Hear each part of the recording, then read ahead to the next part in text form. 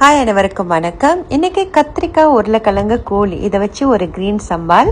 பொதுவாக நீங்கள் பார்த்தீங்கன்னா கத்திரிக்காய் கோழியில் சேர்க்க மாட்டாங்க.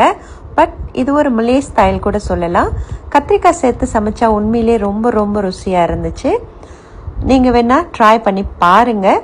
அப்படி பிடிக்கலன்னா இந்த கத்திரிக்காய் நீங்கள் இதில் ஆட் பண்ண வேண்டாம். ஓகேங்களா? இந்த மாதிரி சிம்பிளாக ஒரு கிரீன் சம்பல் செஞ்சுட்டு அதுக்கப்புறம் ஒரு கங்கோங் பரட்டினீங்களா, உண்மையிலேயே நல்லாயிருக்கும். இந்த கங்கோங் வேறு ஒன்றும் இல்லைங்க, பூண்டும் ஒரு சோப்பு மிளகாவும் தட்டி போட்டு ஆயிஸ்டர் சாஸ் சேர்த்து நீங்கள் பரட்டிட்டு இந்த மாதிரி வெறும் வெள்ளை சோறு அல்லது பட்டர் ரைஸில் நீங்கள் இந்த கிரீன் சம்பால் இந்த கங்கோங்லாம் வச்சு சாப்பிட்டீங்களா, உண்மையிலே அட்டகாசமாக இருக்கும். ரொம்ப ஈஸி தான். உருளைக்கிழங்கு, கத்திரிக்காய் பொரிச்சு எடுத்துக்கோங்க, கோழி பொரிச்சு எடுத்துக்கோங்க. அதுக்கப்புறம் வெங்காயம், கருவேப்பிலை, டவுன் லிமா பொருள் இதெல்லாத்தையும் எண்ணெயில் வதக்கிட்டு இந்த பேஸ்ட் பார்த்தீங்கன்னா லெமன் கிராஸ், டொமேட்டோ, ஒரு அனியன், ஜிஞ்சர் கார்லிக் இதெல்லாம் சேர்த்து அரைச்சி இப்போ இது நல்லா எண்ணெய் தெரிஞ்சு வர வரைக்கும் வெயிட் பண்ணி 2 பட்டை புளி ஆட் பண்ணிக்கோங்க.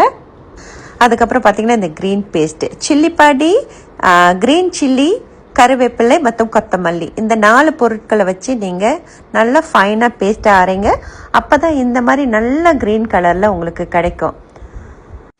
இதனால தான் நான் தனித்தனியாக பேஸ்ட் அரைச்சி ஆட் பண்ணுறேன். எல்லாத்தையும் ஒன்றா அரைச்சிங்கன்னா இந்த கலரில் உங்களுக்கு கிடைக்காது, இந்த பச்சை உங்களுக்கு கிடைக்காது. ஓகேங்களா? தேவையான அளவு தண்ணி சேர்த்து அதுக்கப்புறம் நல்லா வேக வச்சு எடுத்திங்களா, எண்ணெய் பிரிஞ்சு வந்ததுக்கப்புறம் பொரிச்சு வச்சுருக்கிற கோழி மற்றும் உருளைக்கிழங்கு இது எல்லாத்தையும் ஒன்று சேர்த்துடலாம். ஒன்று சேர்த்து நல்லா மிக்ஸ் பண்ணிடுங்க. இந்த க்ரீன் பேஸ்ட் எல்லா கோழிலையும் நல்லா ஒட்டுற அளவுக்கு நல்லா மிக்ஸ் பண்ணிவிட்டு இதை ஒரு 10 நிமிஷம் நல்லா மூடி போட்டு வேக வைக்க போகிறோம். கத்திரிக்காய் பொரிச்சிட்டதுனால கடைசியாக சேர்த்துக்கலாம், இல்லாட்டி ரொம்ப குழஞ்சிரும். இப்போ இந்த கோழி நல்லா எண்ணெய் பிரிஞ்சு வர்ற அளவுக்கு இந்த அளவுக்கு வந்துருச்சுன்னா நீங்கள் அந்த பொரிச்சு வச்சிருக்கிற கத்திரிக்காவை இப்போ ஆட் பண்ணிக்கலாம். பார்க்கவே வாய் ஊறுது இல்லையா? உண்மையிலே ரொம்ப நல்லா இருக்குங்க.